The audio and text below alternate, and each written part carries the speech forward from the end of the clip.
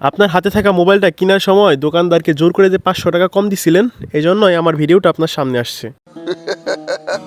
Blog না আমাকে দেখা যায় না এখন। হ্যাঁ ঠিক আছে। कोई बात नहीं। বিসমিল্লাহির রহমানির রহিম। সবাইকে আমার সালাম, আসসালামু আলাইকুম। আশা করি সবাই ভালো আছেন। আপনাদের সবার দোয়ায় আমিও ভালো আছি আলহামদুলিল্লাহ। আজকে অনেক সকালে বার হয়ে গেছি, প্রায় 5টা 30 বাজে এখন। আজকে এত সকালে বার হওয়ার রিজন মূলত একটাই, সেটা হচ্ছে সকাল সকাল খেজুরের রস খাবো। বেশি লেট হয়ে গেলে আবার খেজুরের রস শেষ হয়ে যায়, তখন আবার পাওয়া যায় না। আজকে আমার বন্ধু পারভেজের সাথে একটা প্র্যাঙ্ক করব। ঠিকই শুনছো, ভুল কিছু শোনো।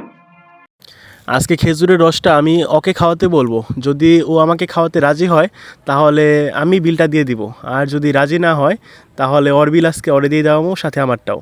যা বুঝবার আমি বুঝে গিয়েছি। দেখা যাক ও আজকে কি বলে। ওই যে পাইছি ওরে, সামনে আমার জন্য ওয়েট করতেছে। সাইড দে বেটা, রাস্তা কি তোর নানির? শালা হারামজাদা। আইসা বরসত। ইমন, কি অবস্থা তোমার? ব্লগ না আমাকে দেখা যায় না এখন। হ্যাঁ ঠিক আছে। আল্লাহ হাজারি আল্লাহ হাজারি কইরা দেব গাজারি আল্লাহ হাজারি কইরা দেব গাজারি। তোমার কথা শুনে মনে হইতেছে তুমি বিরাট জ্ঞানী মানুষ হয়ে গেছো। রস খাইবি না খাও, রস খাইবি না খাও। ও মাই গড, রস খাবি আজকে? নো ঠিক আছে আইতেলি। ও আজকে হঠাৎ করে এত ভালো হয়ে গেল, বুঝলাম না কাহিনীটা। আমি প্ল্যানটা করছিলাম কি আর হইলোটা কি? জরিমানা আজকে আমারই যাইবো, যা বোঝা দিতেছে। আচ্ছা প্যারা নাই, জরিমানা যাক, সমস্যা নাই। বাট আল্লাহ করে শুধু রসটা পেলেই হয়। যদি রসটা না পাই, কষ্ট করে এত সকালে উঠছি, তাহলে দুঃখের শেষ থাকবে না। রসটা না পেলে আমাদের অবস্থা ঠিক আগেকার দিনের নায়ক আমাদের বাপ্পারাজ ভাইয়ের মতো একটা অবস্থা হয়ে যাবে আমাদের। ফালতু কথা একদম কবি না। খেজুরের রসটা আমার খুব পছন্দের খাবারের মধ্যে একটি। তাছাড়া শীতের সকালে এক গ্লাস খেজুরের রস আত্মার তৃপ্তি আনে, একটা অন্যরকম তৃপ্তি।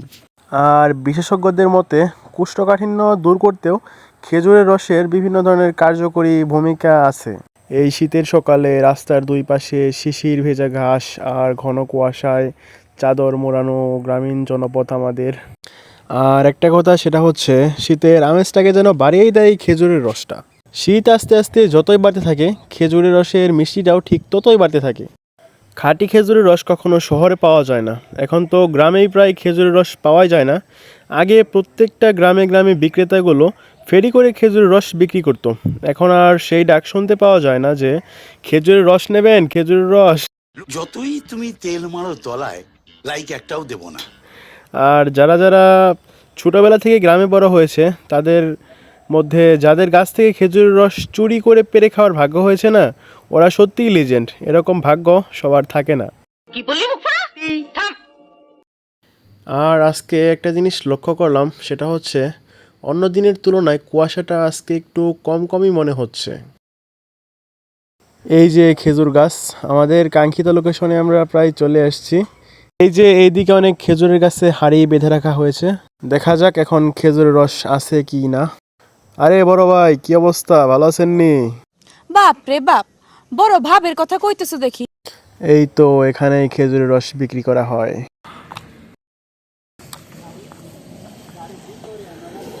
আচ্ছা আচ্ছা, আনতেছি, সমস্যা নাই। আমার গাড়িটাও নিয়ে ভিতরে এনে রাখতে বললেন, কারণ বাইরে রাস্তার পাশে রাখলে একটা দুর্ঘটনা হয়ে যেতে পারে, এজন্য। সো গাড়িটা ভিতরে নিয়ে আসলাম। কাকার কথা শুনে মনে হচ্ছে রস আছে হয়তো বা, এজন্য ভিতরে আসতে বলছে। তোমার কথা শুনে মনে হইতেছে তুমি বিরাট জ্ঞানী মানুষ হয়ে গেছো। আর ওই পাশে আবার কি করতেছে, এত ধোঁয়া দেখা যাচ্ছে। কাকা রস নাই? কত করে গ্লাস কাকা? লিটার 100। আচ্ছা,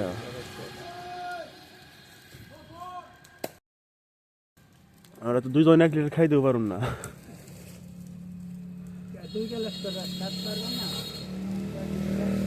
এক গ্লাসে কি হাফ লিটার? এক গ্লাসে পুয়া। আচ্ছা, আমার দিলে আপনি 1 লিটার দেন, ঠিক আছে, আর হাফ লিটার দেন, 2 জনে খাই। কাকা রস আনতে ঘরে চলে যাচ্ছে, আমরা দেখি এখানে কি করে।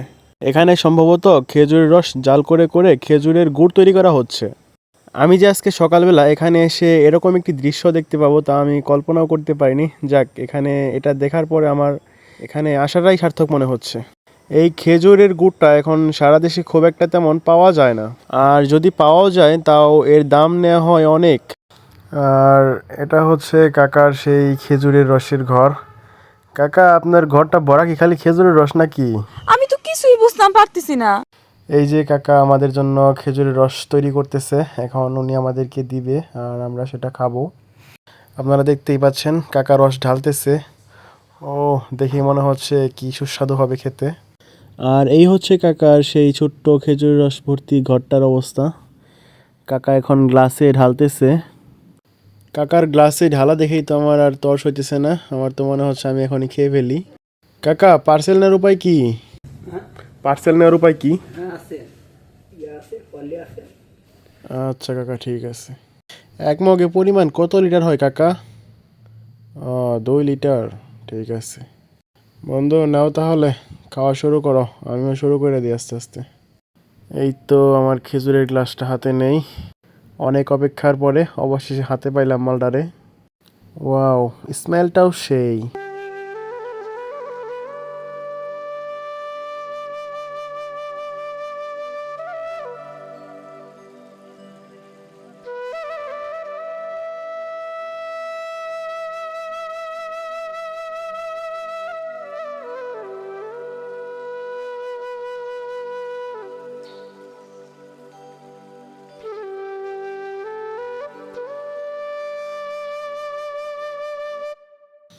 কাকা আমার পার্সেলটাও রেডি করে ফেলেছে।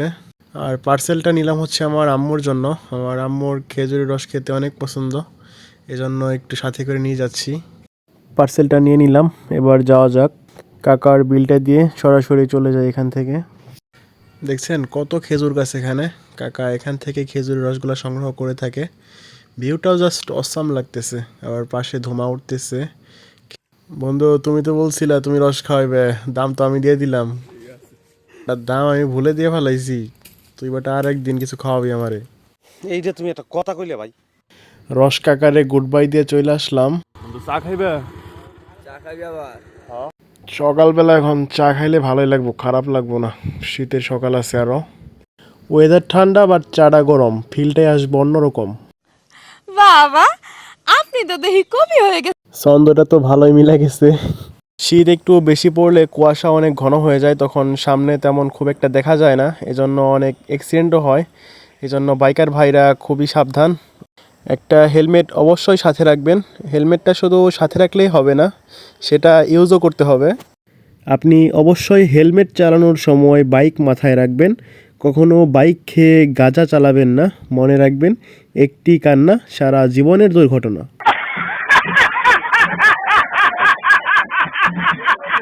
সরাসরি চলে আসলাম চায়ের দোকানের সামনে।